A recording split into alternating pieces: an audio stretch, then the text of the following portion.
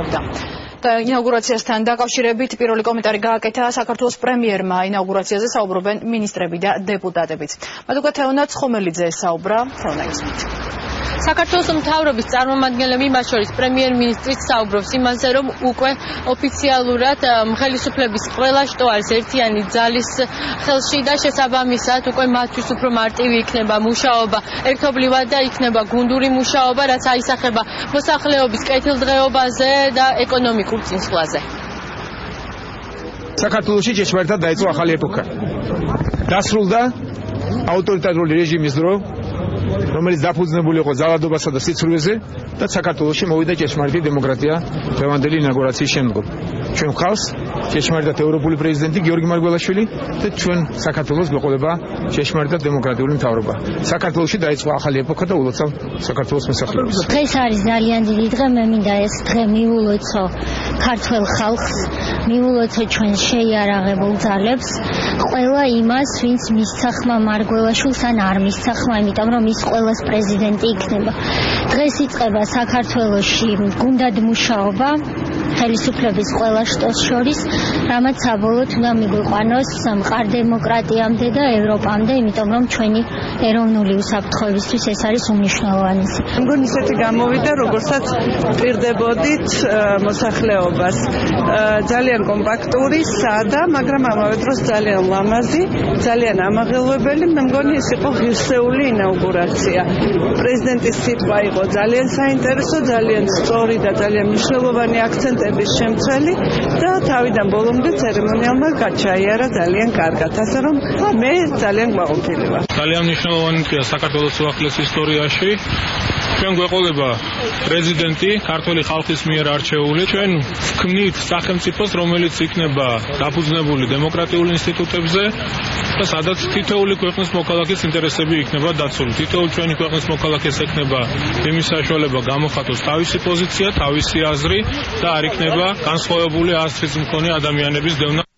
ძალიან მოკლე დროში ძალიან ამაღელვებელი ღონისძიება ჩატარდა, დადებითი მუხტის მატარებელი არის ხოლმე შემთხვევა, როდესაც ბევრს ვიხარჯებით და ძალიან ფართომასშტაბიან ღონისძიებას ვატარებთ, მაგრამ არა აქვს ის ემოციური დატვირთვა, რაც ეხლა ქონდა. გაბეწილება და განწყობა არის მშვიდი, ამაღლებული და იმედიანი. ყველაფერი მოხდა ისე, რომ ქვეყანა გამწარდეს უკეთესობისკენ და იყოს წარმატებული.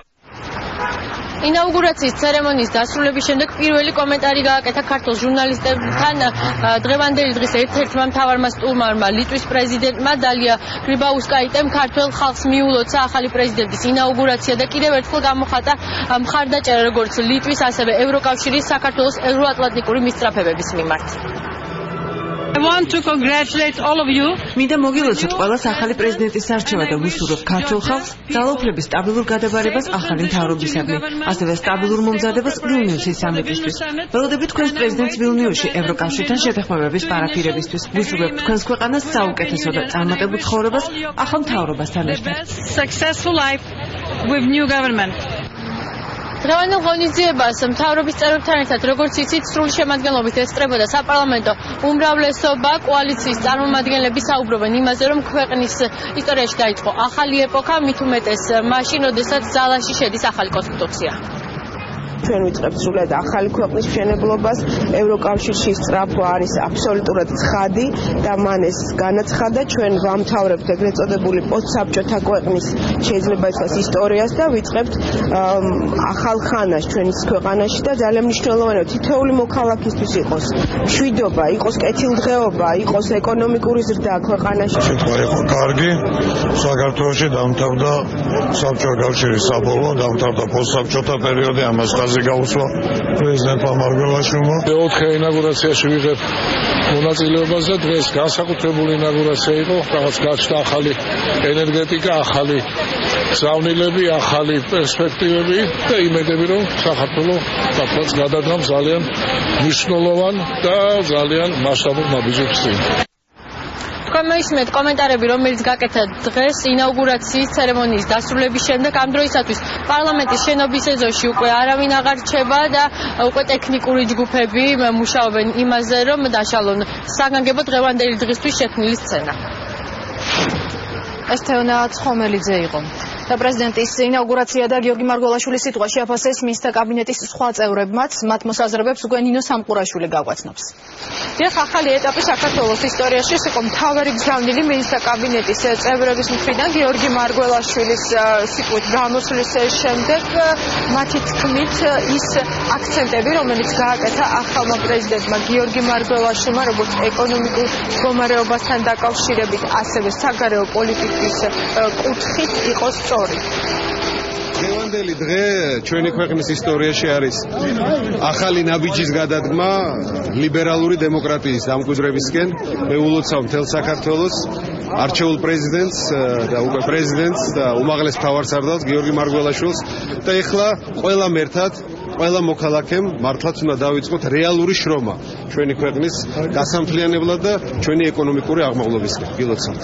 დღეიდან საქართველოს გადავიდა ხელისუფლების გამხსნიანების ეტაპზე. და მთელი პასუხისმგებლობა ბუნებრივია გადავიდა ახალ ხელისუფლებაზე, თუ რამე სიახლეა უკვე ახალი ხელისუფლება ვერავის ვეღარ გადააბრალებს, თქო, ასე რა თქმა უნდა, მეტი პასუხისმგებლობა ჩვენზე და იმაჩნია რომ მართლაც საკმაოდ მალე გავადრო, როცა ყველა მიხვდებით რომ რეფორმებს უკვე ხელი არაფერს არ უშლის და მიხვდებით რომ ერთი წელიწადი დავკარგეთ ყოველად იმ ხელი შეშლაში, იმ ხელკედელობაში, რასაც ხშირად ხდებოდა ხოლმე პრეზიდენტობის ინსტიტუტიდან. პირველად ამ 25 წლიანი დამოუკიდებლობის შემდეგ დგება პერიოდი, როდესაც იწდება სტაბილური განვითარების ხანა საქართველოს და მეორე, გიორგი მარგველაშვილმა გამოკვეთა უმთავრესი პრიორიტეტები, ეს არის ადამიანი ცენტრში, მისი უფლებები ცენტრში და ეს არის საქართველოს ევროპული განვითარება, ამავე დროს ყველა მეზობელთან მეზობლური ურთიერთობის დამყარების გზით. ჩვენ გვყავს ახალი პრეზიდენტი, რომელიც შემდეგ მოხდება გაერთიანება, ერთად ყოფნა და მისი მოწოდებებიც ამას და მისი წინადადებაც ეს არის მოუწოდებს ჩვენს ქვეყანას, აფხაზებს, ოსებს, ყველას გაერთიანებისკენ, ჩვენს თანამემამულეებს ერთიანობისკენ და ჩვენ გვაქვს ძალიან დიდი შანსი ვაკეთოთ კეთილი საქმე, კარგი საქმე და მე ვფიქრობ ყველაფერი კარგად გამოვიდა. კონსტიტუციის ცვლილებები მიმული იყო სწორედ ამ საათთან, იმიტომ რომ კონსტიტუციის სახელმწიფო მოწყობის ახალი მოდელი ამოქმედა სწორედ რამდენიმე წუთი არის, როდესაც სხვა უფლებამოსილებით აქვს პრეზიდენტი, სხვა უფლებამოსილები აქვს პარლამენტი და სხვა უფლებამოსილები აქვს მთავრობასა და გადავედით ნახევარად საპრეზიდენტო საპარლამენტო მოდელს. ინაუგურაციის ცერემონიას დღეს 900-მდე სტუმარი ესწრებოდა, მათ შორის არასამთავრობო სექტორისა და ბიზნეს სექტორის წარმომადგენლები, ასევე აქ საზოგადოების ცნობილი სახეები იყვნენ წარმოდგენილი პარლამენტის შიდა ეზოში და განცხადება გიორგი მარგველაშვილის გამოსვლასთან დაკავშირებით გააკეთა ასევე NDI-ის საქართველოს ოფისის სამწვანე. მნიშვნელოვანი დღეა, ძალიან საინტერესო სიტყვით გამოვიდა ახალი პრეზიდენტი. ეს არის ძალიან მნიშვნელოვანი დღე, ეს არის იმედის დღე, მომავლის დღე, ფიქრი მომავალზე და როგორც დიდი კლდიაშვილი ამბობს, იმედი და მოთმინება ნუ დაგვეკარგოს ღმერთმა და მე არასდროს იმედს და მოთმინებას არ ვყარგავ, ველოდები იმედით და მოთმინებით მომავალს. თქვენს გისურვებთ მომავალს, შეხედოთ იმედით და მოთმინებით. მოგრძალებული, გემოვნებიანი თავმდაბალი ცერემონია. როგორც არის გიორგი, ისეთი ცერემონია იყო რა და ეს იყო უმნიშვნელოვანესი ნაბიჯი ქვეყნის სტაბილურობისათვის, მისი მემკვიდრეობითობისათვის, სამართლიანობისაკენ სვლისათვის იმედია და რაც თავარი არის ჩვენი ქვეყნის გამთლიანებისათვის, რაც არის ყველა ქართველის შეუცვლელი ოცნება, რომელიც აუცილებლად ახდება. ინაუგურაციის შემდეგ უკვე ამოქმედება კონსტიტუციის ის ნორმები, რომელიც რამდენიმე წლის წინ შევიდა კონსტიტუციაში, თუმცა ელოდებოდა ინაუგურაციის დღეს და დადგა ეს დღეს. მე ულოცავ ცხადია პრეზიდენტს, ახალ პრეზიდენტს ამ საპასუხისმგებლო თანამდებობას და უსურვებ, რომ ის ყოფილიყოს უაღრესად წარმატებული ჩვენი ქვეყნის განვითარებისთვის. დღეიდან იწყება უკვე ფაქტობრივად ახალი რეფორმების ტალღა საქართველოში. რატომ? იმიტომ რომ მანამდე იყო საუბარი კოჰაბიტაციაზე, ის რომ დაუშვათ სხვადასხვა პოლიტიკური ძალები იყვნენ სახელმწიფო ბერკეტებთან. დღეს ძირითადად ერთი პოლიტიკური გუნდიდან არიან წარმოდგენილი, აქედან გამომდინარე ხალხი ელოდება კონკრეტულად ცვლილებებს, როგორც სოციალური მდგომარეობის გაუმჯობესების კუთხით, ისე მნიშვნელოვანი რეფორმების გატარების კუთხით.